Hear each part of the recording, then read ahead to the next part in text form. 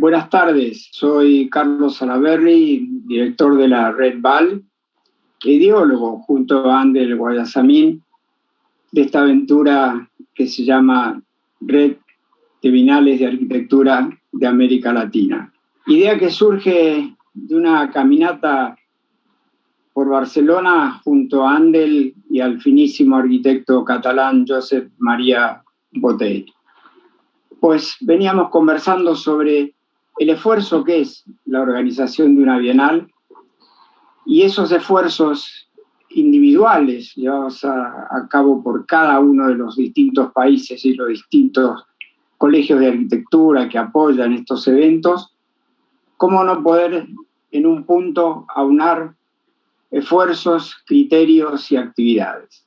Y así fue, que luego junto a Augusto Álvarez, a Edwin Hernández en Quito, firmamos el acuerdo fundacional de esta red.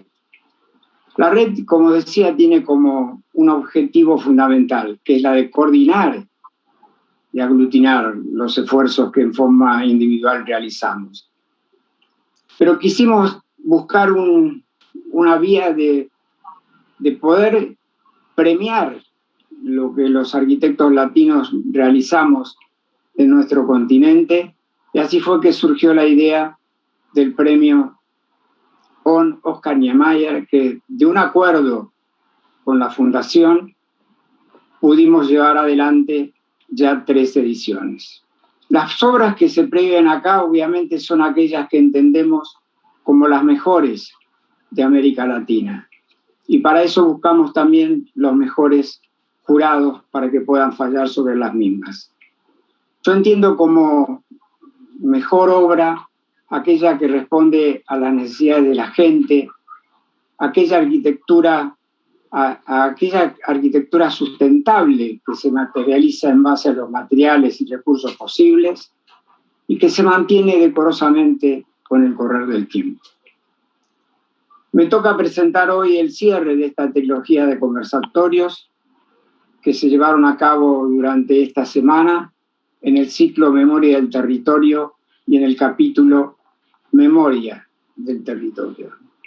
Estos conversatorios continuarán en mayo y julio y culminarán con las charlas de los ganadores de las 3 ediciones del premio durante el mes de julio, juntamente con la realización del Congreso de la UIA, Unión Internacional de Arquitectos 2020, que obviamente se realiza en el 2021 por las condiciones que nuestro continente hoy atraviesa con esta pandemia que no nos deja tranquilos a ninguno de los que habitamos este mundo. Las charlas que estarán a cargo de distintos arquitectos que anunciará ahora anunciará mi amigo Felipe Leal. Y vale acá mencionar lo siguiente: hace poco hablaba con Andel y de ahí surgió una nota que será prólogo del catálogo justamente del premio ON tercera edición, donde hablábamos de las bienales virtuales. Y yo me tocó escribir sobre qué pensaba de las bienales virtuales, y la verdad dije que era un medio que hoy nos permitía seguir estando juntos, pero que la realidad era que aspiraba a que a lo largo del tiempo poder volver a encontrarme con la gente, porque Andel, Felipe y muchos más son producto de estos encuentros latinos en distintos países y en distintas bienales. Con lo cual quiero volver a eso. ¿Por qué? Porque quiero abrazarme, poder dar la mano, poder decir cómo estás frente a frente. Por lo cual creo que esto que sí hoy nos permite estar juntos, como este mismo evento, lo tomo como transitorio. Felipe, gracias por tu amistad, gracias por estar con nosotros. Tuvimos la suerte, junto con Andel, de compartir con vos en la Universidad de México justamente una bellísima exposición tuya y también tus obras, sobre todo esos hermosos proyectos urbanos, con lo cual gracias por acompañarnos y te doy la palabra para que puedas introducir a los conferencistas de esta noche. Muchas gracias. Muchas gracias, Carlos Salaverry, muchas gracias, Andel Guayasamín. Felicito a la Red Val y todo lo que hacen realmente por unir toda la arquitectura latinoamericana y el pensamiento. Y vamos a iniciar este conversatorio, después de una muy buena introducción de Carlos Salaverry, sobre la tercera de los conversatorios de materia del territorio. Y si en materia del territorio hablamos, es justamente de la tierra, del paisaje, de lo local, ¿no? De los materiales que estos arquitectos, estos estudios que hoy vamos a conversar con ellos, trabajan generalmente con las cuestiones endémicas, con las tradiciones, con lo que ellos observan alrededor y con retomando este espíritu que ya Kenneth Frampton hace décadas había nombrado como el regionalismo crítico. Él decía que era el regionalismo crítico, pero de esos hace 3 o 4 décadas hemos pasado a una cuestión de lo local muchísimo más fuerte, y lo podemos ver en toda Latinoamérica cómo se van trabajando. Los 3 estudios que esta tarde participan con nosotros son, en primera instancia, el Centro de Colaboración Arquitectónica de México, al cargo de Bernardo Quinzaños. Es un equipo multidisciplinario, hay varios arquitectos, pero lo encabeza Bernardo Quinzaños, quien nos va hoy a participar precisamente de su concepción y su relación precisamente con lo local, con los materiales. El segundo estudio corresponde a Lilian Rebollo, ¿no? Que es el taller APT, Arquitectura para Todos. Es un término de lo más atractivo, y ella nos dirá qué concepción tiene de arquitectura para todos. Quiero resaltar en este caso y en el caso anterior también del Centro de Colaboración Arquitectónica, son estudios que sus propios títulos ya no llevan nada más una firma, sino una concepción y una postura frente al diseño y la arquitectura, ¿no? Tanto la colaboración arquitectónica como la arquitectura para todos, concepciones que les pediré en su momento que nos puedan desarrollar. Y el tercer estudio corresponde a José Cubilla y asociados del Paraguay, un arquitecto con una obra extraordinaria, unos grandes representantes de la arquitectura paraguaya, y que han precisamente, junto con otros compañeros de su generación, ¿no? Como Solano Benítez y algunos otros, han retomado la materia y expresan su obra fundamentalmente como algo matérico, la materia de la tierra que se expresa después en una tercera dimensión. Así es que, con esta pequeña introducción de los 3 estudios que nos acompañan hoy, doy la palabra en un principio a Bernardo Quinzaños, del Centro de Colaboración Arquitectónica de México. Adelante, Bernardo.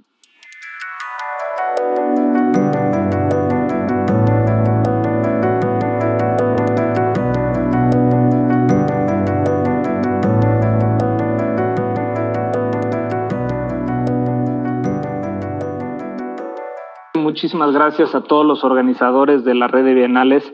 Es realmente un honor estar aquí con ustedes participando en este conversatorio y poderles platicar un poquito acerca de nuestro trabajo y de lo que hemos hecho y de la filosofía de trabajo alrededor de la cual hemos estado trabajando. Y bueno, por supuesto que dentro del contexto de la red de bienales de arquitectura de América Latina, pues un agradecimiento por la invitación a participar enseñando algunos proyectos que tienen que ver con este tercer tema del conversatorio, que tiene que ver, como bien decía Felipe, con la parte del contexto, la parte del sitio, la utilización de los materiales locales y el aprovechamiento del territorio.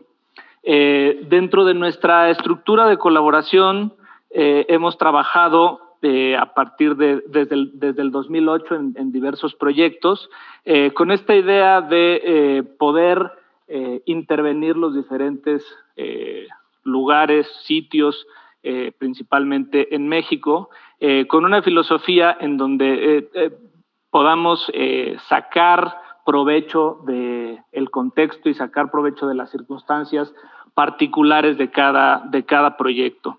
Y en este sentido, en alguna de las ocasiones de la Bienal Mexicana, obtuvimos una mención o una medalla por un proyecto que realizamos, que este proyecto se realizó en el Centro de Colaboración Arquitectónica con mi querido colega y amigo y entonces socio Ignacio Urquiza, que es la Vinícola Cuna de Tierra, que es un edificio que, como su nombre lo dice, pues fue un edificio fabricado, construido con el tepetate colado a partir del sitio. Y de alguna forma, este es el proyecto que de alguna forma la red de bienales nos invitan a platicar de este proyecto, pero más allá de eso, un poco lo que yo platicando con Felipe el otro día que estábamos platicando de esto, pues hablábamos de que este proyecto, si bien lo hicimos en el 2013, por ahí, ya tiene algunos años, nosotros llevamos trabajando con esta idea del contexto y con esta idea de los materiales locales desde la fundación de nuestro despacho en el 2008, y más que hablar de un edificio en particular, a mí me gustaría platicarles un poco de la experiencia que ha sido para nosotros el trabajar en diferentes sitios de la República Mexicana con materiales locales y con esta experiencia de colaboración entre los artesanos, arquitectos, ingenieros, constructores y toda la gente que se involucra en los diversos proyectos. En ese sentido, este edificio de la Vinícola Cuna de Tierra, que fue un proyecto seleccionado para una de las bienales, está inmerso o insertado dentro de este pensamiento que nosotros hemos venido trabajando, que tiene que ver con tratar de darle una lectura al sitio y a partir de esa lectura, pues tratar de hacer proyectos que tengan la congruencia y que tengan una ejecución adecuada con el sitio y con el contexto. Si bien hace poco Kohlhaas en el Guggenheim hizo su exposición hablando de countryside con esta idea de the future o el futuro, para nosotros es el presente. El countryside para nosotros en Latinoamérica, para nosotros en México, pues es el presente. Y los proyectos y el cómo intervenimos estos espacios suburbanos o rurales es fundamental para los países en vías de desarrollo y, por supuesto, para los países de Latinoamérica, porque nuestro territorio y nuestras costumbres y nuestras tecnologías y medios pues están mucho más inmersos en este contexto suburbano.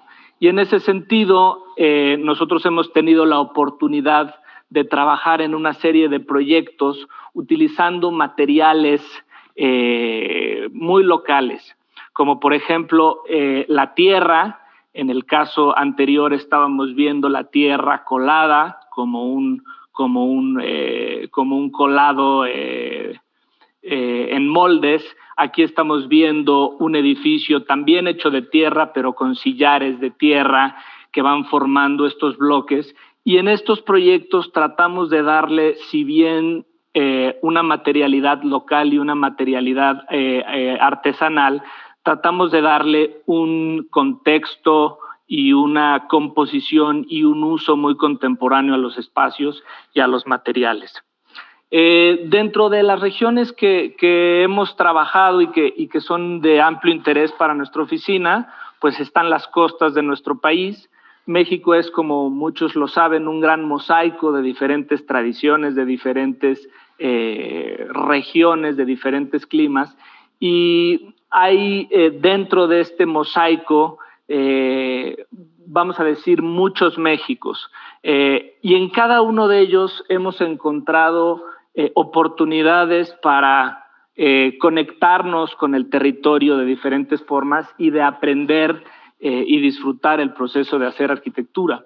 En la costa del Pacífico mexicano, principalmente en la zona de Oaxaca, que tenemos estos paraísos de vegetación, estos paraísos de mar, hemos trabajado desde nuestra fundación en 2008 en diversos proyectos de la mano con la naturaleza y con la mano de obra local. Aquí podemos ver esta foto, cómo estamos trasplantando un árbol, cómo estamos haciendo un trazo para un pequeño edificio, con técnicas pues muy sencillas, muy artesanales y ancestrales, y cómo darle a esa arquitectura y cómo darle a esa tradición pues una nueva vida y un entendimiento de lo contemporáneo a partir de la gente que está ayudándonos a construir estos edificios. Por supuesto que en la costa del Pacífico este tipo de estructura de madera, la palapa, es una de las elementos tradicionales que hemos abordado, que hemos trabajado ampliamente y que de alguna forma es para mí muy interesante porque es un punto de encuentro entre la arquitectura contemporánea y la arquitectura tradicional. Si bien para la composición, para el habitar y para el uso de estos espacios entendemos la arquitectura como una arquitectura contemporánea, su fabricación, los materiales y la hechura de estos elementos pues es propiamente tradicional. Una de las cosas que nos ha gustado muchísimo de trabajar con este tipo de estructuras es la relación que hay entre el proyecto arquitectónico, cómo se da esa concepción arquitectónica, ese trabajo de gabinete, ese trabajo ingenieril del diseño de las estructuras, pero luego cómo eso va al sitio y se termina de resolver de una forma artesanal. Cómo nosotros tenemos una serie de criterios estructurales y constructivos que nos permiten el entendimiento de estos espacios arquitectónicos y después cómo estos espacios se terminan cristalizando a través del uso de la mano de obra local y de las tradiciones locales que permiten pues hacer esta mezcla entre lo contemporáneo y lo tradicional. Y también era importante platicar de algunos proyectos que no solamente fueran hacia allá atrás, 2008, 2009, 2013, sino empezar a ver qué es lo que estamos haciendo ahora y tratar de enseñar algunas cosas que estuviéramos construyendo en este momento. Esta es una palapa que estamos construyendo actualmente en la costa de Oaxaca. Y del lado derecho tenemos un diagrama que me parece muy interesante en donde tenemos un basamento, una estructura primaria que es una estructura concebida, calculada y dibujada desde el punto de vista tradicional de la arquitectura, pero que luego es complementada con un criterio estructural que se termina traduciendo en la fabricación artesanal de estas cubiertas de madera, cuya estructura termina por ser diseñada de forma empírica a través del conocimiento empírico con los artesanos locales que nos ayudan a la fabricación de estos elementos. También yéndonos al otro lado del océano y pensando en la zona de la Riviera Maya, quise poner este otro ejemplo en donde tenemos la arquitectura o estos sitios que tienen esta vegetación exuberante con cenotes, con piedra blanca, y cómo podemos nuevamente reaccionar o trabajar con el contexto inmediato que tenemos. Y entonces diseñamos esta serie de volúmenes, esta serie de edificios que son unas casas que están al borde del cenote y que están fabricadas nuevamente con el material local, con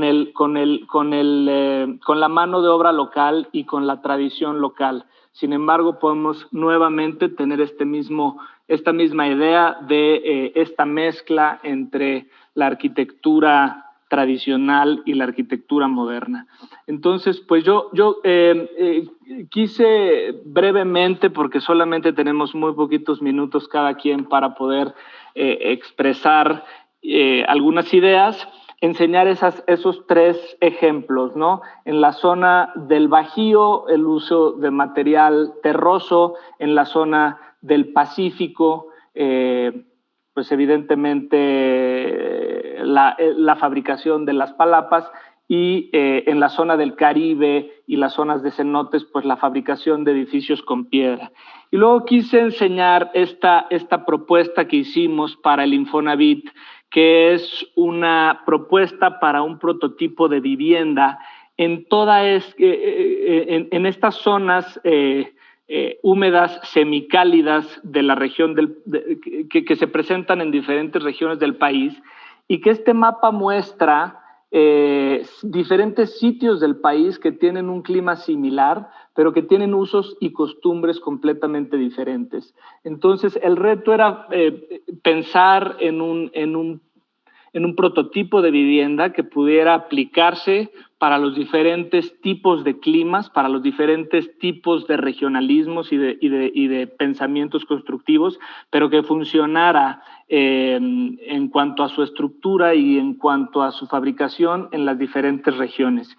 Y se diseñaron estos pequeños prototipos modulares de vivienda, que son vivienda de autoconstrucción asistida, en donde principalmente lo que tenemos es un núcleo rígido y una estructura flexible, en donde el núcleo rígido contiene principalmente todas las instalaciones, la estructura principal y toda la parte, digamos, técnica de la casa, y después puede ser complementada con una estructura flexible y modificable, que puede ser trabajada con los diferentes materiales y con las diferentes técnicas constructivas de las diferentes regiones, y que también pudiera ser adaptable a las diversas necesidades familiares y personales de cada una de las personas, para crear esta serie de habitares en comunidades en donde se pudieran desarrollar estos prototipos de viviendas respondiendo a la materialidad local, a las técnicas constructivas locales y, por supuesto, a los materiales que hubieran en cada una de las regiones en donde este prototipo pudiera ser construido. Para no alargarme muchísimo más, quisiera agradecer a todos los organizadores y tomarme también un segundo para recordar a nuestro querido amigo Augusto Álvarez, quien siempre apoyó nuestro trabajo, siempre fue un gran amigo y que sin lugar a dudas fue una de las personas que pudo cristalizar estos grandes esfuerzos y esta gran plataforma para poder dar a conocer más el trabajo de los arquitectos latinoamericanos. Agradezco muchísimo su atención y les dejo con el siguiente expositor. Muchas gracias, Bernardo, ¿no? Resaltaría yo nada más, por todo lo que has dicho, y es entendible después de lo que has comentado, por qué tu estudio, o el estudio del cual tú formas parte, es el Centro de Colaboración Arquitectónica. Rescato la palabra colaboración, y no la colaboración que generalmente uno pensaría entre los socios, entre los arquitectos y el grupo de trabajo que hace un estudio y un colectivo, sino la colaboración justamente con la mano de obra local, la colaboración con la naturaleza, la colaboración con el paisaje, ¿no? Estos elementos de lo que tú hablas, y después hablas de algo muy interesante, y es algo que Latinoamérica es riquísima en eso, que es hablas de muchos Méxicos, hablas de diferentes latitudes, dos océanos, diferentes costas, de otros climas y condiciones, y hablas de muchos. Entonces, cuando hablar de muchos Méxicos, hablamos también de muchas Latinoaméricas, ¿no? Y por eso, en cada una de las regiones vamos encontrando soluciones que sería impensable. Yo estaba ahora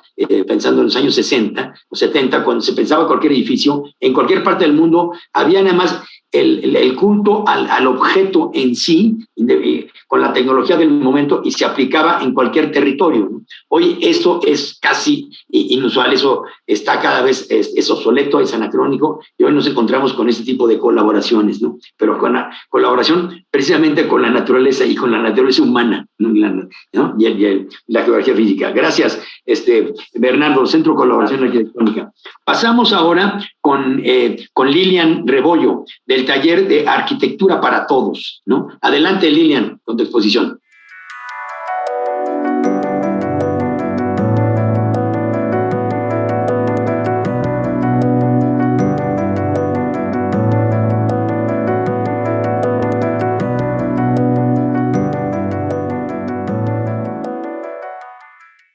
Buenas tardes a todos.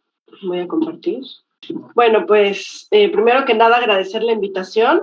Como hemos podido ver, pues ha sido un ciclo bastante rico y bueno, vienen dos más. Me parece muy acertado que a través de esta red de bienales de América Latina se esté dirigiendo el diálogo y la mirada hacia el quehacer arquitectónico en este nuestro territorio latinoamericano. Y bueno, en especial y sobre todo para mí muy importante poder tener esta oportunidad de compartir una minúscula parte de este quehacer local, específicamente aquí en Cuernavaca, Morelos, con el proyecto del Hípico del Bosque, que es el que fue también pues honrado con una medalla de plata en la Bienal del 2014 y después seleccionado en el 2016 para la primera Bienal de Oscar Niemeyer. Y bueno, entonces voy a compartir este proyecto, que es el proyecto del Hípico del Bosque. Y comenzar, por supuesto, hablando del territorio. Entonces, bueno, pues esta es una vista satelital con muy mala resolución, una disculpa, del municipio de Cuernavaca, Morelos, en donde podemos ver que hay una evidente mancha urbana en el extremo oriente, y en el extremo poniente pues están estas venas, que son las barrancas que nos dan este clima tan característico, y que de alguna manera han sido las guardianas de que esa mancha urbana no esté como en el poniente, en el oriente, perdón. Y bueno, aquí otra imagen ya un poquito más mapeada, en donde podemos ver toda esta mancha, perdón. Este es el perímetro, ya estamos al límite precisamente, pero tenemos toda esta reserva, y el proyecto del Hípico del Bosque está enclavado en este magnífico lugar, aquí donde está el cursor, en la zona norponiente, perdón. Y bueno, comienzo haciendo una referencia ya a ese lugar en específico. Esa es una imagen que me gusta mucho compartir cada que hablo de este proyecto del Hípico del Bosque, porque si bien no fue la fotografía del terreno, es una fotografía de un terreno frente a donde está ahora el hípico, pero que revela ya que me hablaba a mí ya de esta vocación perdida de bosque, y en ese momento pues de cultivo estaban ahí cultivando tomates con estas varas.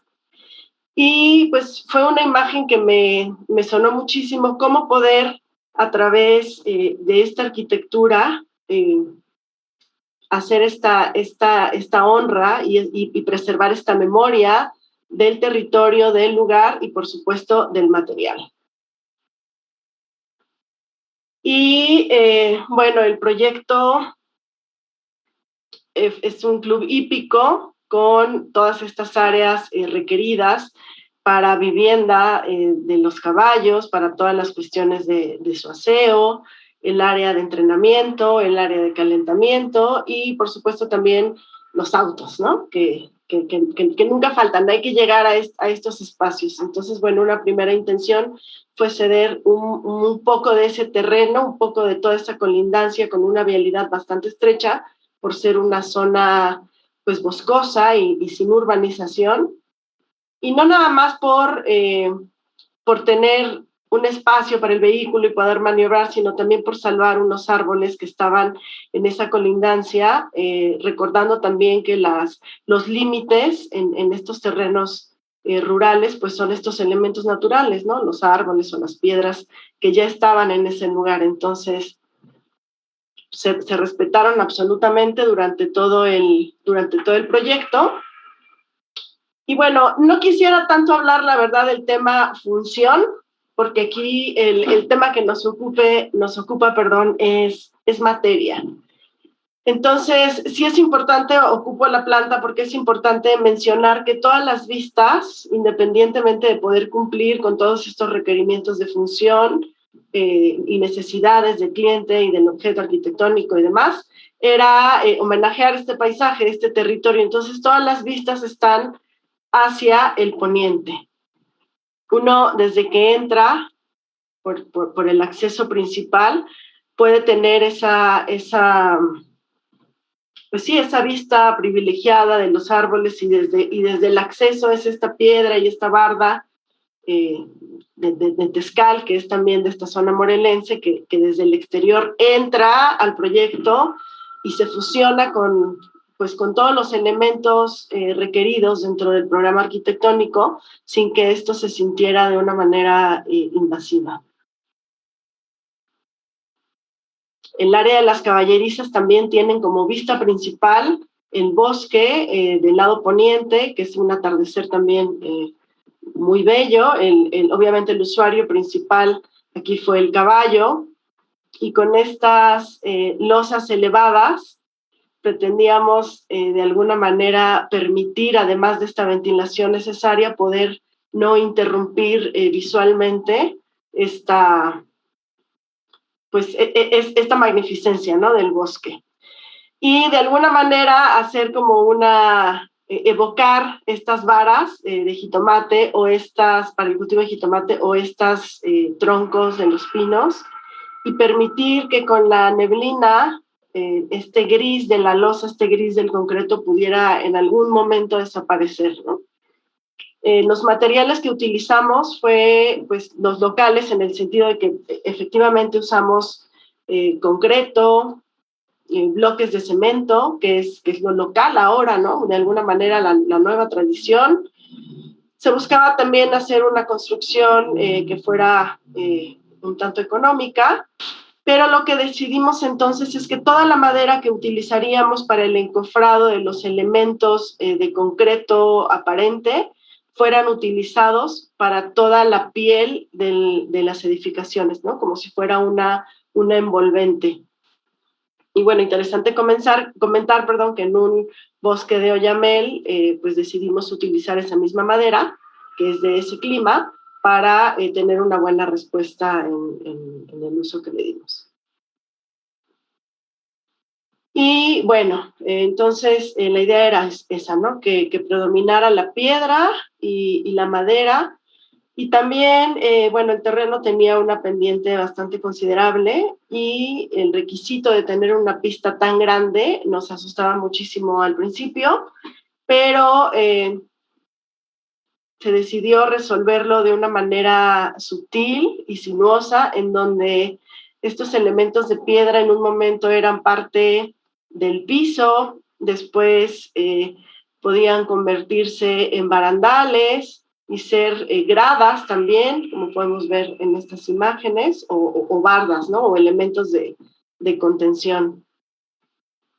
Los árboles se respetaron en absoluto, incluso quedó uno casi en medio de la pista. Aquí, imágenes que muestran este uso de los materiales. Las secciones, de alguna manera aquí se puede ver el impacto grande que se tuvo en esta modificación o movimiento de tierras.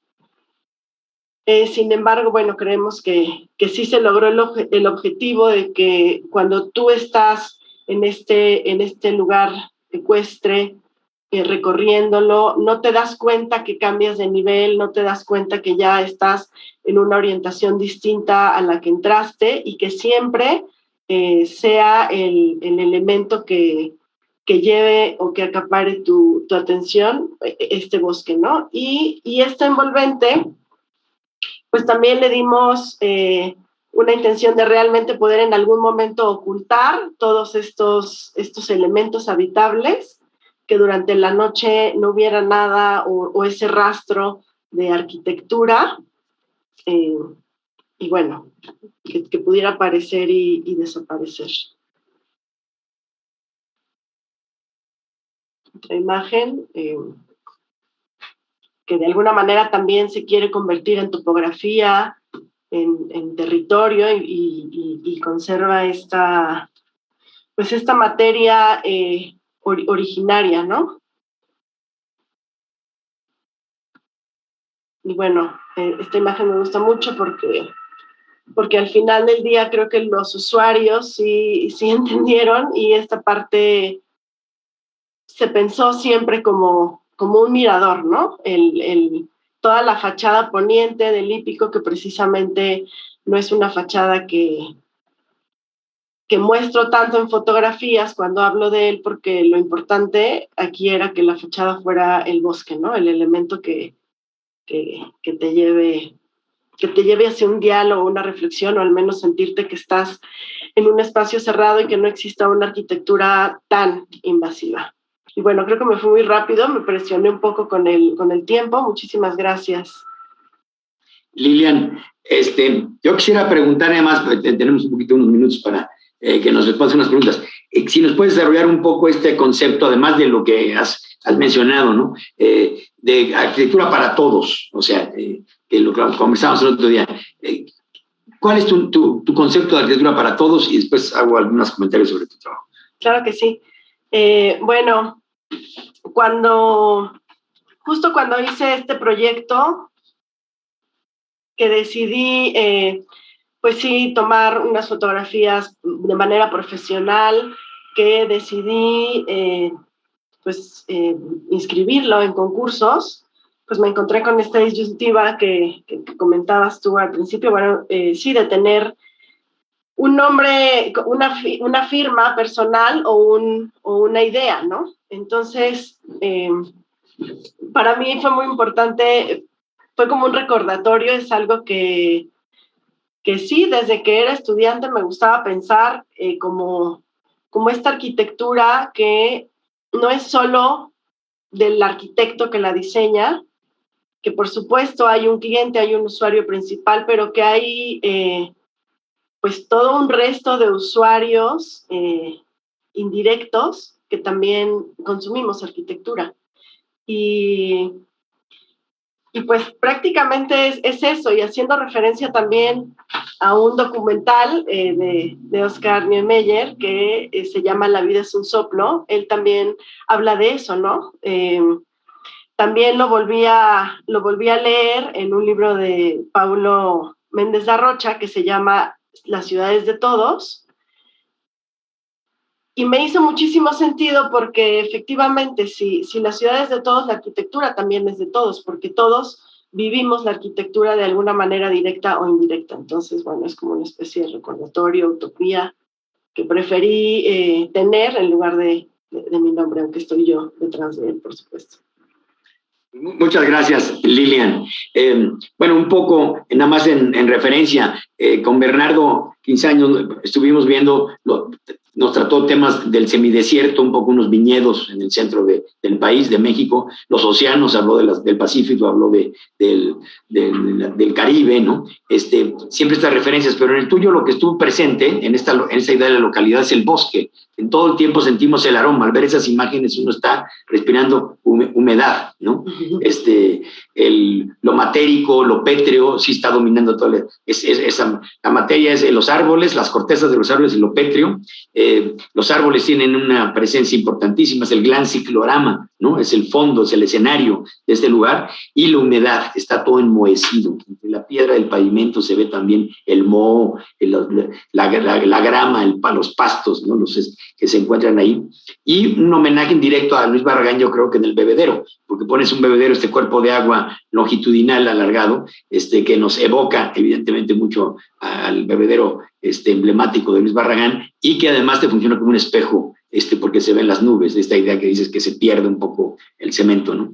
Entonces, y la madera, entonces la presencia de la madera. Entonces, cómo cada uno, tanto Bernardo como tú, escogen los materiales para reforzar precisamente la fuerza del paisaje, ¿no? Entonces, pues, enhorabuena, yo creo que han sido muy consecuentes ambas presentaciones. Pues gracias. Gracias, dejo de compartir. Lilian Rebollo.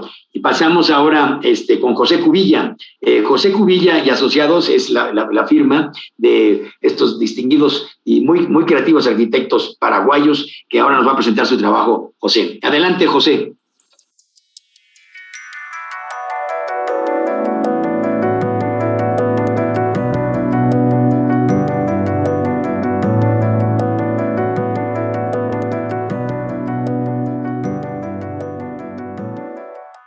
Muy buenas noches, muchas gracias por la invitación a los maestros Ángel, Carlos, un gusto Felipe, muy, muy feliz de poder compartir un trabajo que tuvimos el honor de estar seleccionados.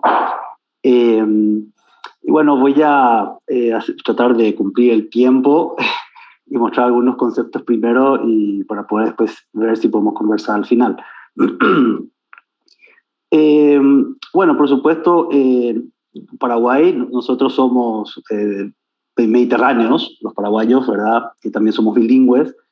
Acá podemos ver un poco el mapa de Sudamérica, donde estamos ubicados en el centro. Y bueno, tenemos el acuífero guaraní que prácticamente invade todo el Brasil, el sur de Brasil y el norte de Argentina.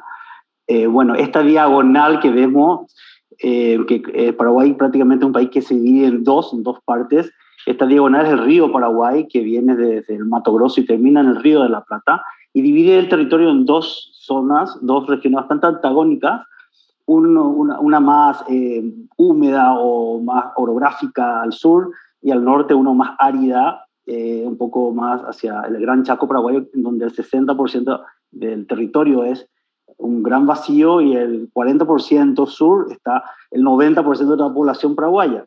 Bueno, tenemos también esta cualidad de ser bilingües, o sea, hablamos dos idiomas, realmente el guaraní también es un idioma oficial, y bueno, siempre nos movemos un poco, y bueno, me gusta de repente, ya que estamos hablando o vamos a indagar sobre el territorio, sobre la materia, dar un poco algunos tips del guaraní, en esta como visión, vamos a decir, autóctona. Tiene esa sabiduría en las palabras que perduran, ¿verdad? Que a mí me parece muy interesante compartir. Y bueno, el I, el U en guaraní es el agua, el UV es la tierra, es una palabra compuesta, ¿verdad? Donde tiene el U, el U que es el agua con la tierra, ¿verdad? Y el U, ¿verdad? Es el nombre de un árbol. O sea, si nosotros representamos un árbol en la cosmovisión guaraní, es el resultado de la tierra que tiene agua. O sea, es muy, muy linda la palabra, realmente es como una consecuencia. Y el concepto más interesante de esta cosmovisión es este concepto de reciprocidad, ¿verdad? O sea, esa consecuencia, esa madera que surge de un suelo regado por el agua, vuelve a alimentar el suelo, la tierra, para que exista un mundo mejor, oxígeno, vida. Entonces, a mí me parece que ese concepto de reciprocidad me parece muy interesante, y bueno, lo tratamos de plasmar un poco en algunas ideas o en alguna actitud que tenemos hacia nuestro trabajo, ¿verdad? A la izquierda pueden ver, bueno, a mi izquierda, un poco esta jarra con agua cerámica y la vasija, el tereré. Nosotros tomamos un mate frío de la tierra que produce esta hierba. Con el calor que tenemos, siempre estamos regando. Yo tengo ahora mismo uno al lado mío, y bueno, y este recipiente de tierra, o sea, de cerámica, y bueno, ese punto donde vemos una pequeña imperfección, donde realmente, cuando esto se humedece, ese pequeño hueco, esto es un regalo de unos artesanos, hace que no se deslice de mi mano, ¿verdad? Es como que tal vez los arquitectos queremos que eso sea perfecto, ¿verdad? Que queremos que tenga una línea recta, pero sin ese elemento esto se me cae, se me rompe. O sea, esa sabiduría y esa belleza de la imperfección está dado por lo cotidiano, ¿verdad? Por las cosas que aparecen. Y bueno, estos dibujos, por ejemplo, también de los pueblos originarios, algunos dibujos que muestran un poco esta especie de trazado incompleto, ¿verdad? Esta idea de la indiferencia hacia lo estético, ¿verdad? Una idea de algo no terminado, pero que al mismo tiempo es promiscuo, porque aparece una especie de celebración, no sé, de repente hay rasgos de literatura, de sueños, entonces a mí me parece que el arte indígena, o el arte, más el arte realmente no se nombra en guaraní, realmente tal vez porá, bello, algunas palabras hablan un poco de esta función que tienen las cosas o los elementos que produce los pueblos indígenas, que me parecen súper interesantes, de una sabiduría notable, ¿verdad? Hablo un poco de eso porque todos estos conceptos tienen que ver un poco con el arraigo que tenemos como mediterráneos, lo que produce el territorio, lo que tiene a su disposición la naturaleza, a nuestra disposición, y la manera que tenemos que operar con ello, ¿verdad? Evidentemente la tierra, la piedra, es una tierra compactada, o esta idea de conjugar este material a un artificio, ¿verdad? O sea, la piedra que se vuelve geometría, ¿verdad?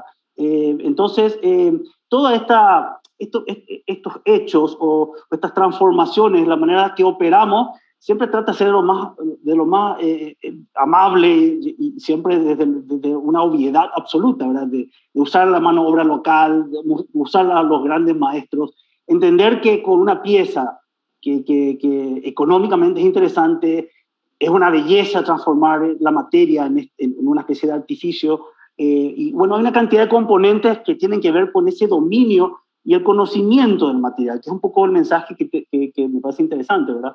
O sea, cómo nosotros debemos no solo descubrir, sino entender cómo son los materiales, cómo podemos construir desde la materia y armar una serie de hechos, ¿verdad?, que tienen que ver con nuestro oficio, ¿verdad?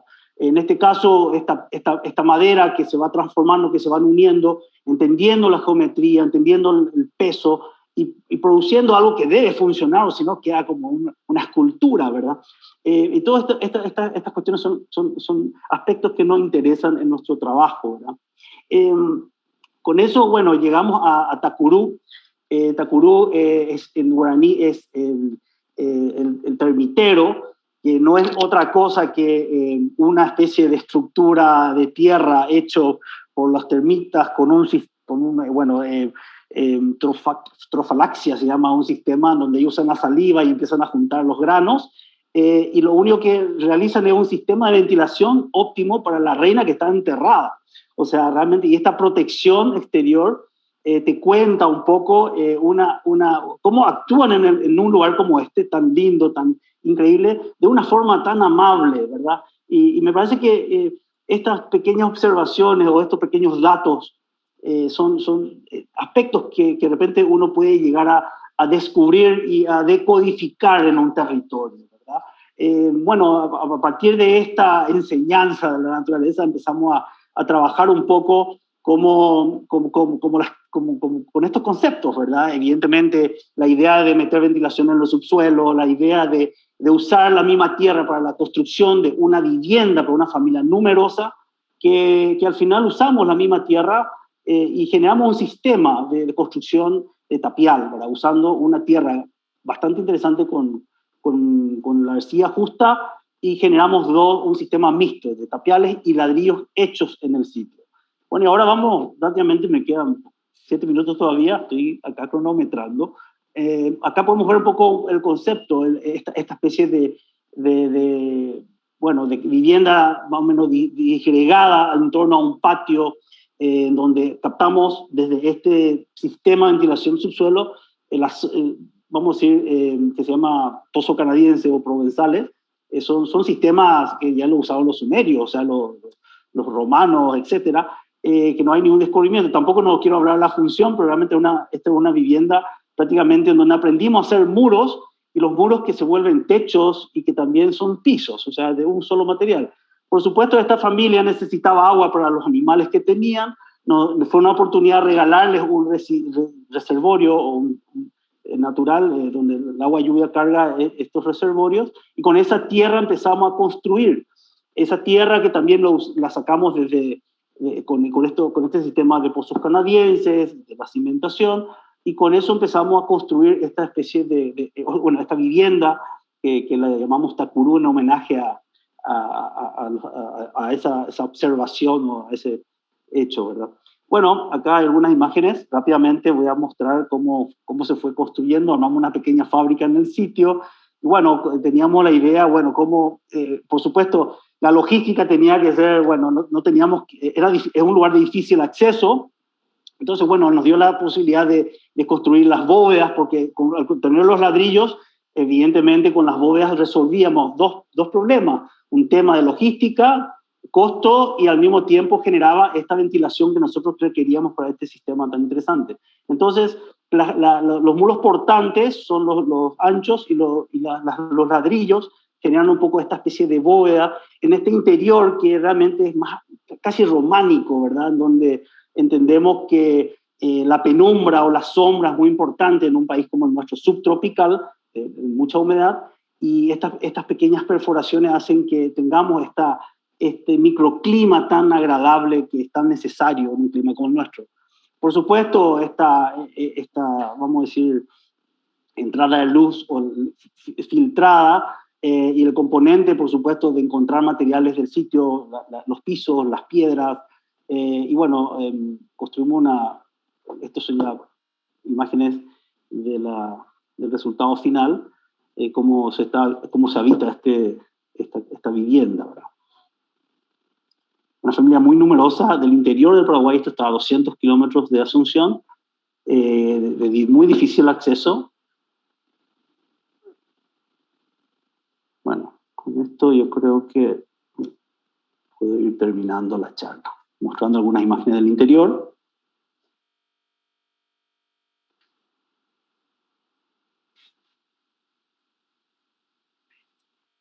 Acá podemos ver un poco este patio interior, bueno, niños que suben al techo, este territorio tan rico, donde hay una naturaleza exuberante. Evidentemente, cuando operamos en la ciudad, queremos siempre introducir la naturaleza para mejorar las condiciones hoy día. En un lugar donde hay mucha naturaleza, siempre me parece que tenemos que ser mucho más precisos en nuestra forma de actuar, mucho más amable, ¿verdad? Y realmente queremos realizar el menor impacto posible, si es lo que pretendemos. Por lo menos esa es la idea.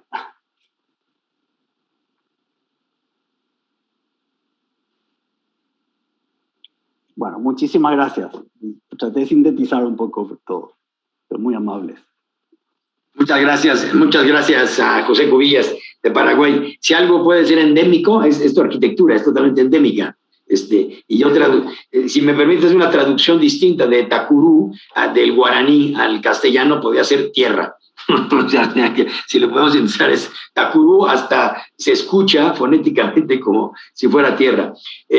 Bueno, José ha hablado un poco del valor de la irregularidad, de la imperfección. Yo rescataría aquí esa reflexión del mundo oriental, de los tibores chinos, cuando realizan estos tibores en las culturas orientales perfectos, sobre todo en Oriente, y ya cuando terminan el decorado y toda esa perfección, si están tan perfectos, no lo permiten, aun cuando está un poco crudo antes de hornearse, le recargan precisamente el dedo pulgar en una parte para que tenga alguna imperfección. Dicen, no se puede tolerar tal perfección. Y bueno, y pues hablas yo nomás, no coincidiría contigo cuando hablas de la indiferencia estética. No, indiferencia estética ante quienes no valoran esto, al contrario, es de lo más estético de todos los objetos. Cuando presentabas ese primer vaso o contenedor, ¿no? Es de una belleza, de una síntesis muy grande. Yo creo que indiferencia estética para quienes no tienen sensibilidad, ¿no?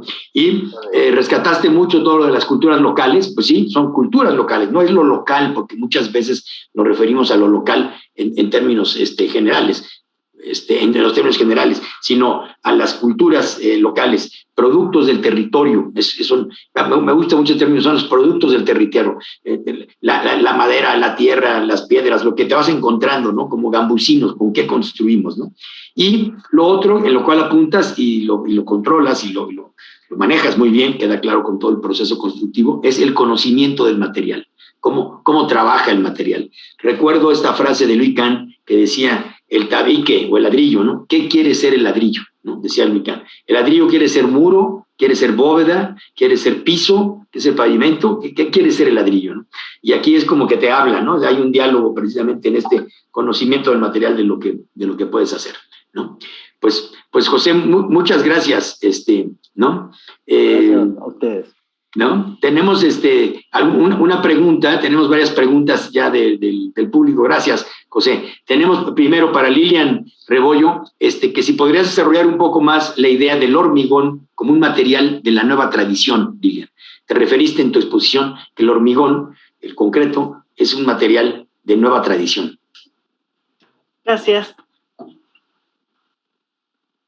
Sí, bueno, por ejemplo, José comparte aquí su proyecto en donde está utilizando el material local para hacer estos elementos constructivos. Sin embargo, supongo que en otras latitudes, igual que aquí en México, es una técnica que lamentablemente se está perdiendo, ¿no? Y pues el blog se ha convertido en este nuevo paisaje, o este elemento que predomina en el paisaje, pero que también responde pues a unas necesidades, ¿no? No estoy hablando de una manera positiva, sino simplemente decir que es un material que ahora ya se considera tradicional porque es el que está a la mano, el que está de alguna manera económica. Ojalá hubiera más clientes como los de mis dos compañeros que se pueden dar la oportunidad, porque así lo veo yo, darse la oportunidad de poder invertir lo que requiere en tiempo y mano de obra para aprovechar estos elementos naturales, ¿no? Y aprovecho, es una pregunta para los tres, y ya que estás tú ahorita dando respuesta, Lilian, sí. Y a los tres se les voy a hacer, después de finalizar el proyecto y en función del uso de la materia, ¿cómo ha sido la relación del usuario con los proyectos? O sea, ¿cuál ha sido la respuesta de los usuarios? Bueno, creo que los caballos deben de estar brincando, ¿no? Pero bueno, ¿cuál ha sido, en tu caso, ¿no? ¿Cuál ha sido la relación con el usuario? Voy a contárselos con una historia muy bonita que sucedió ahí.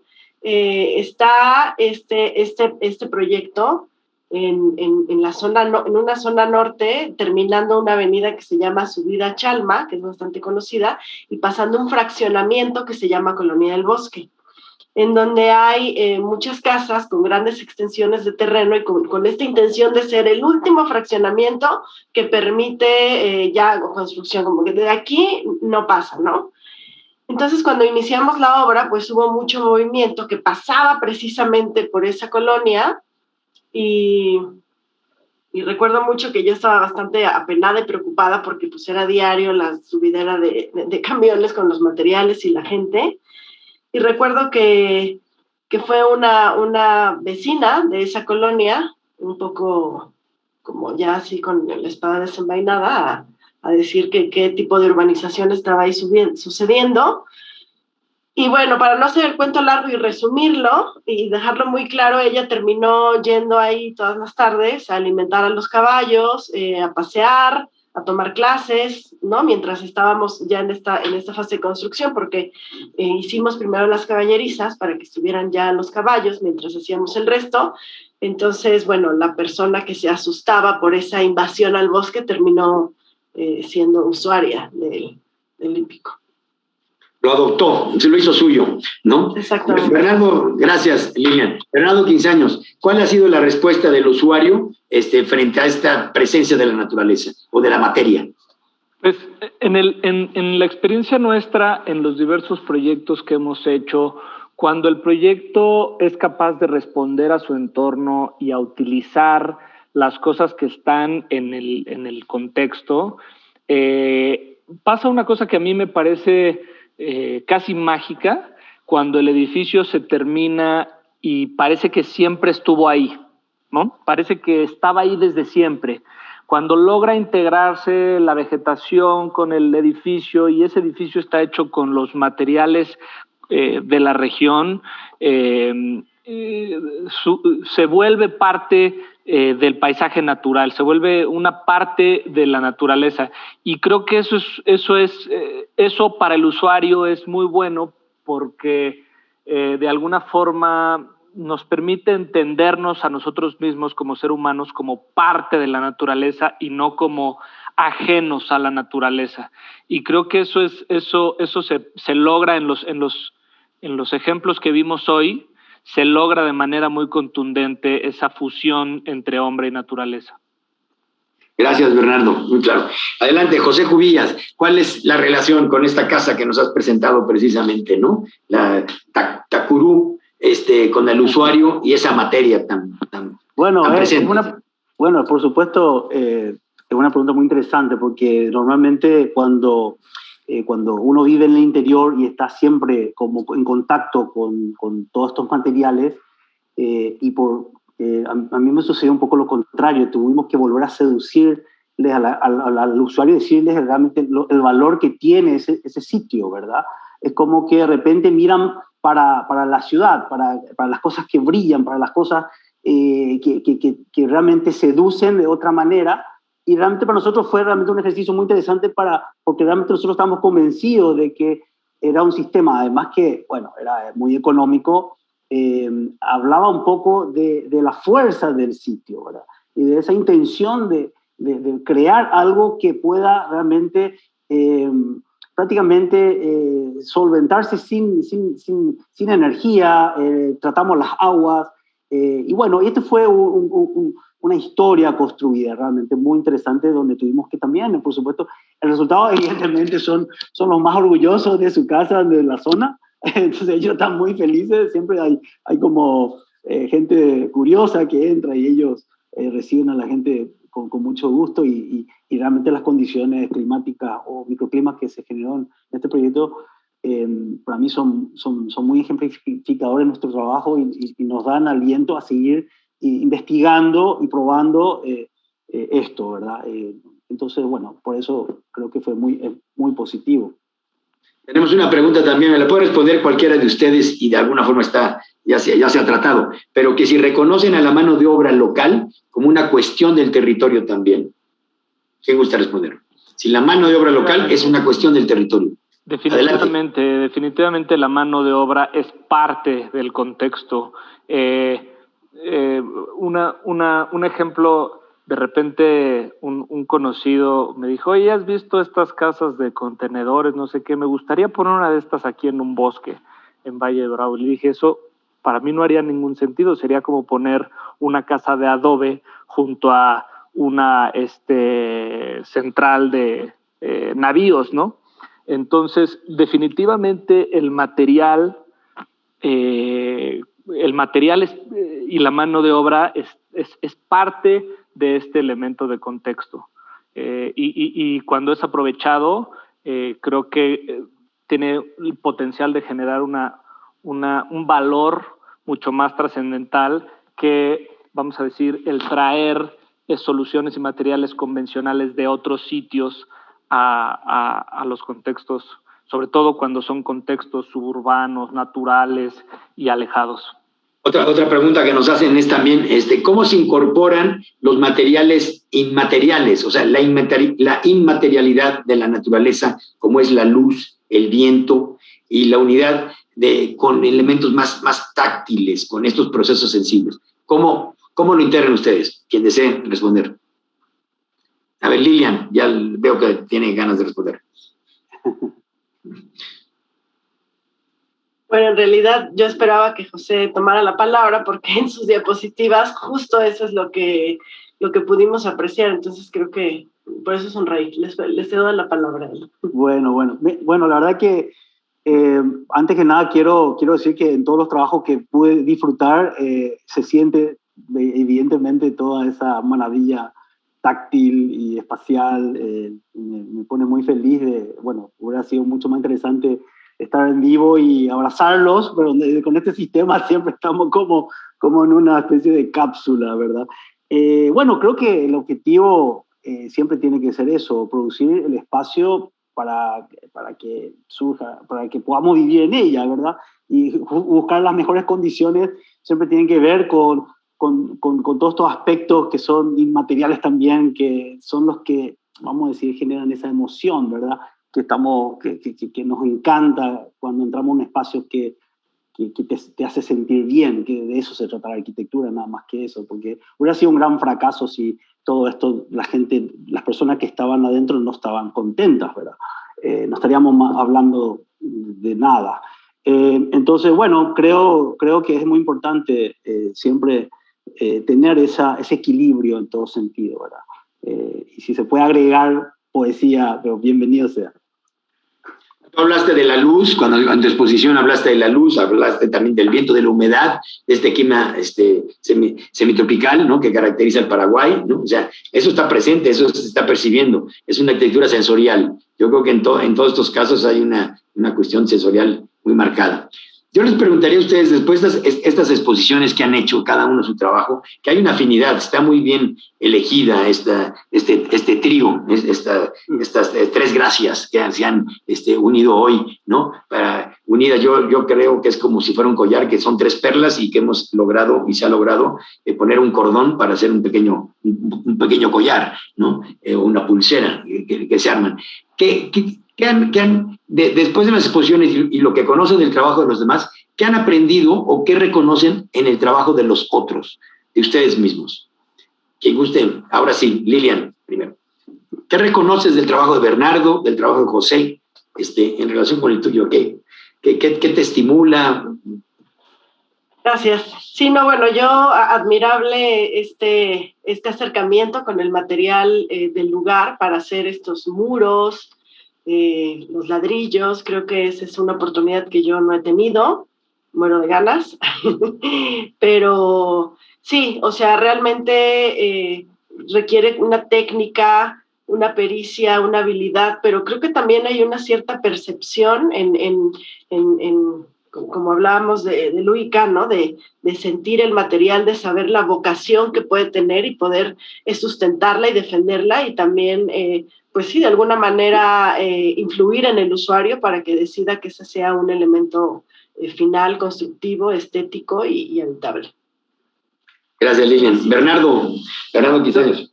Yo rescato mucho, además de lo que ya mencionaron, que comparto en absoluto, que creo que estas tres expresiones son parte de la creación de una identidad latinoamericana, de una identidad que tiene que ver con una región compuesta de muchos microclimas, de muchas tradiciones, de muchos usos, de muchas variantes diferentes de naturaleza, pero que realmente está empezando a dibujarse como un lenguaje arquitectónico latinoamericano contundente, y que yo creo que en los últimos tiempos ha venido a entrar en escena, por así decirlo, de manera más contundente. Y creo que son tres ejemplos de cómo arquitecturas que en su forma o en sus materiales son diversas, pero al mismo tiempo que hay algo que los une, que es esta identidad latinoamericana, que es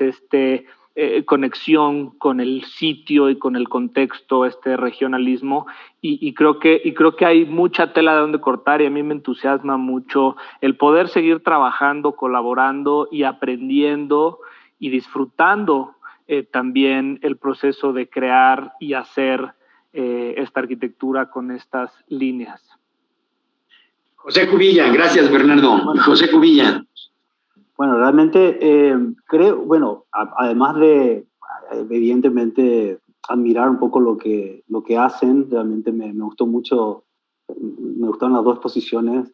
Me encantó esta idea de Bernardo, este mapa en donde identifica diferentes sectores, zonas, y cómo uno indaga o decodifica, ¿verdad?, los sitios con la mano de obra, con los materiales para dar una respuesta. Y veo también el trabajo de Liliana, también de Bernardo, de esta idea de cómo se involucran en el proceso del constructivo, o sea, el diseñar el proceso constructivo, no solamente el diseñar, vamos a decir, hacer el plano y darle al constructor, sino es tener el diseño del proceso constructivo, ¿verdad?, que me parece muy, muy interesante, porque tiene que ver con esa intención de poder, no digo controlar, pero de atestiguar el hecho con lo que tiene en el sitio, ¿verdad? Y eso me parece genial, ¿verdad? Porque realmente se lee el empeño, ¿verdad? Además del diseño. Eso es lo que puedo rescatar de... Hay un hilo conductor en las tres presentaciones y en las tres concepciones de ustedes. Cada uno en su presentación, fíjense nada más qué coincidencia, y no es una coincidencia, sino es una forma de análisis y de aproximación con el territorio. Iniciaron y pusieron una imagen en diferentes momentos de Bernardo presentó un mapa de México, precisamente con las costas y los lugares, o sea, donde se pueda trabajar la costa del Pacífico, la costa del Golfo y el Caribe, con estos climas y regiones, y después con la parte central, donde está lo de Guanajuato, ¿no? Lo de cuna de tierra. Pero parten, si vas a acercarte al territorio, ya no es nada más que llegues a un lugar y veas el entorno inmediato, que te des vuelta en 360 grados, sino tener ese mapping, el mapeo, la idea del territorio. ¿Cómo entendemos esto? La geografía, el clima, las condiciones, ¿no? Si no es a través de un mapa. Y esto lo tenemos arraigado desde los globos terráqueos y los primeros mapas de navegación y de cualquier cosa. Eso es formidable, eso no lo podemos perder como arquitectos. Y eso habla de la cultura arquitectónica en relación con lo local. Yo lo celebro. Después, Lilian Rebollo inicia también con una foto aérea de Cuernavaca, de la ciudad de Cuernavaca, Morelos, en México, donde ella desarrolló precisamente, ¿no?, el hípico del bosque. Pero para explicarnos dónde está el bosque, tiene que mostrarnos las cañadas, ¿no? Todas esas cañadas y esta como vega, donde se encuentra la ciudad de Cuernavaca, que está en la parte central, abajo, pero siempre es muy accidentada, pero en esa parte uno puede entender que ese clima subtropical que está en la parte inferior, pero la boscosa en la parte elevada. Entonces, eso ya te da una connotación, porque la gente o el público asocia mucho como Medellín, y se parece hasta Medellín, en Colombia, que dicen la ciudad de la eterna primavera. A ambas les dicen lo mismo, tienen el mismo, están bautizadas, y ambas tienen características de estar casi como en una vega. Es muy curioso por los microclimas que se generan ahí. Entonces, el clima, la naturaleza, la topografía, está presente, no es lo mismo lo que está ahí. Y en tu caso, también, José, presentaste Paraguay, lo que es el país como nación, el territorio, y viene el río Paraguay, cómo viene atravesando, cómo lo dices que es como una columna vertebral, pero que lo divide en dos, pero está marcado. Y después nos llevas ahí a tu vivienda, ¿no? A la vivienda Tacurú. Pero todos, los tres, que diferentes, ya sea con esquemas, con mapas o con fotografías aéreas, presentaron el territorio. Yo los quiero realmente felicitar porque es una forma de aproximarnos. No es nada más el zoom, sino siempre ese alejamiento que se requiere, ¿no?, para poder comprender ese fenómeno mucho más amplio, ¿no?, de lo que es, pues, de todo el territorio de las muchas Latinoaméricas, como decía Bernardo también, y de muchas regiones, ¿no?, y climas y condiciones. Y finalmente preguntarte, José, en este caso, esos palmares, lo que está alrededor, todo ese territorio, ese paisaje que se veía y esos sembradíos de palmas, ¿qué son lo que está al lado de la casa Tacurú? ¿Qué especie o si se produce? Son cocoteros, producen cocos. Es cocotero. En el coca, sí. Y hay muchos arroyos al lado, es un lugar muy lindo, muy interesante. Bueno, nosotros tenemos, como no tenemos mar, como tienen ustedes, tenemos por lo menos lagos y muy lindos arroyos. Pero bueno, México es un país que yo adoro, tengo muchísimos amigos. Mi hermano vive en México, vive en San José Los Cabos. Tengo sobrinos mexicanos, o sea, que están allá. Entonces es un país que tengo tanto aprecio. Bueno, nosotros somos mediterráneos, ¿verdad? Una isla sin mar, pero que tiene su aura y tiene sus cualidades también. Pero fíjate qué curioso, al lado tuyo, bueno, bienvenido medio mexicano, que Álvarez, ya te vamos a dar aquí, dado que está apabullante la presencia hoy, y que nos disculpen, pero lo tuyo aparece en la zona coprera, o los cocos, la producción de coco y los palmares. En el caso de Bernardo aparece la vid, ¿no? Entonces siempre está relacionado con la naturaleza. Entonces la vid, las palmas, el coco, y en el caso de Lilian, los caballos. Entonces la naturaleza es la que le está dando sentido y está envolviendo, es la gran envolvente de estas construcciones. Hubiera sido una contradicción, como dice bien Bernardo, haber llevado un container de acero plantado allí a la mitad de la zona coprera, o que los caballos se guardasen en un container hípico, ¿no? O sea, son estas cuestiones que sí vale la pena llevarlas al extremo para crear conciencia. No sé si para cerrar, los pediría yo a cada uno de ustedes que tuvieran algún comentario final muy breve para cerrar. Entonces, iniciamos en el orden que tiene la presentación. Bernardo Quinzaños.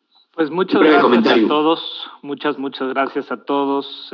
Felipe, un gusto esta conversación, Carlos, Handel, y un gusto también Lilian y José, a todos los que están escuchando.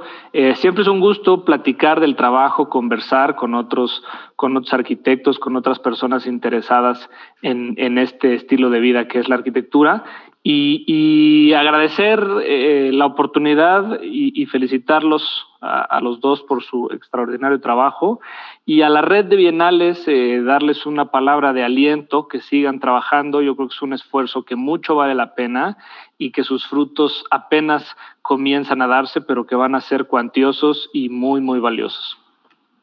Gracias, Bernardo. Adelante, Lilian Rebollo. Gracias, pues agradecer nuevamente a esta organización de bienales latinoamericanas, por supuesto también a las bienales de cada país. Un gusto, la verdad, estar compartiendo aquí el espacio con tan grandes quehaceres arquitectónicos. De verdad, estoy muy contenta por esta oportunidad, admirable su trabajo, y espero que podamos coincidir pronto. Gracias, Lilian. José Cubilla. Bueno, simplemente agradecerles, ¿verdad? Disfruté muchísimo de las charlas, de conversar contigo también, Fernando, y de todas las maravillas que fuimos aprendiendo. Felipe, perdón. Bueno, nada, simplemente agradecerles y que, bueno, sigamos en contacto y bueno, felicidades por todo el evento también, ¿verdad? Muchas gracias. Yo creo que, perdón, disculpa, adelante, José. No te interrumpí, disculpa. No, nada, sin problema. Pues realmente yo creo que podríamos sintetizar lo que ha sido totalmente congruente, esto de materia del territorio. Mejor título no pudieron haber encontrado a estos conversatorios, y en este caso en lo particular, en este tercer conversatorio, como lo local, lo endémico, la parte colaborativa, la parte de la arquitectura para todos, la relación con la naturaleza, yo creo que ha estado presente. Esto es lo que está reinando, y por fortuna, en una arquitectura en Latinoamérica de mucha calidad, y donde con estos paisajes, con esta naturaleza, con los climas que tenemos, no aprovechar ese vínculo con la naturaleza es absurdo. Siglo XXI es un siglo que tiene que estar cada vez más vinculado con la naturaleza, y la pandemia y la crisis sanitaria que vive hoy el mundo nos obliga todavía a reforzar precisamente estas inquietudes, ¿no? Llevar a cuestiones de energía pasiva y sistemas muy lógicos, ¿no? Volver un poco a lo esencial, a lo básico, ¿no? Que es donde está gran parte de los principios del futuro de la humanidad. Yo les agradezco mucho su participación y les cedo la palabra de nuevo a Carlos Salaverry. Acá estoy. Yo simplemente, porque quiero pasarle la palabra a Andel para que haga el cierre, pero créanme que sentir la satisfacción cuando uno encara hoy día estos proyectos, ya personas como yo que estamos un poco de vuelta en la carrera luego de 50 años mínimo de ejercicio, y haber estado en muchas bienales y haber conocido a mucha gente, ver a estos jóvenes realmente con ideas renovadas, porque de alguna forma el pensar justamente el territorio, el pensar la materialidad, el pensar que, digo siempre esto, que cuando hablamos de la arquitectura posible es aquella que el medio me permite, lo dije un poquito al principio, es aquella que me permite realizarla porque los presupuestos también me dan para que haga esto, y cómo se puede hacer arquitectura con poco, porque realmente que es un poco, que es mucho. Entonces, contento de poder ver que este esfuerzo que realizamos sirva justamente para marcar nuevos horizontes respecto a la arquitectura latinoamericana, y marcar que la arquitectura latinoamericana tiene un perfil propio y que se distingue de la mano sobre todo de ustedes jóvenes. Muchas gracias. Gracias, maestro. Gracias, Carlos Salaverry. Handel Guayasamín, por favor, aquí, de la Red Val y el gran organizador junto con Carlos Salaverry, aquí los promotores de este evento. Querido Felipe, mis queridos Lilian, Bernardo y Joseto, de hecho creo que con Felipe somos más o menos contemporáneos. Ustedes son parte de una nueva generación que sin duda nos sorprende y nos enriquece. Creo que muchos de nosotros hemos estado en estas búsquedas desde hace más de, en mi caso, al menos 40 años, y me siento absolutamente emocionado y representado también cuando veo estos trabajos que develan la arquitectura como lo que es, como una producción cultural que se la construye socialmente en el tiempo y en cada lugar. Y sin duda este hecho cultural nos marca a todos, y creo que la producción arquitectónica latinoamericana en manos de esta nueva generación de la cual ustedes son parte, tiene una producción maravillosa, digo yo, una producción que además es no solamente de búsquedas, de creatividad, sino también muy responsable en relación a sus contextos específicos. Sin duda, cuando hablamos, digamos, de memoria de la materia, el diálogo 1, estamos hablando de una materia que tiene vida, que tiene ADN. Cuando hablamos de la memoria del territorio, estamos hablando de lugares con historia, ¿no? Cuando hablamos, como el día de hoy, de la materia del territorio, estamos hablando de los recursos y obviamente de lo propio que genera estas identidades. La arquitectura que hemos visto hoy día es sobrecogedora, es una arquitectura que nos conmueve y que obviamente nos lleva a estas diferenciaciones importantes en un mundo globalizado, en un mundo urbanizado, en un mundo que obviamente tiende a la homogenización. Y creo que el buscar esta huella profunda, además de identidades, supone, muchas veces lo he afirmado, acercarnos a esta metáfora de que los arquitectos tenemos que ser como los árboles. Los árboles tienen las raíces en un lugar, en un sitio, y de ahí se nutren de su historia, de su cultura, de sus particulares, yo diría, nutrientes.